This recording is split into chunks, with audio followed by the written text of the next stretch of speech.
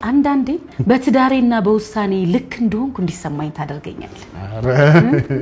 በልበቃ አሁን ጨርሰውና ሄኒ ሲመጣ እናስጠናዋለን። አሁን ጨርሰዋለሁ። አንቺስ እንዴት ነው ስራው እየሄደልሽ ነው? እየሄደልኝ ነው። ማግዝሽ ነገር አለ? በጭራሽ በስዬ አንተ እሱን ጨርሰው። ሄማ ታስቢ አሁን ነው መጨረሳት። እሺ በስዬ ሂሩቴ ወይዬ በስዬ አንድ ሐሳብ መጥቶልኝ እኮ ነው።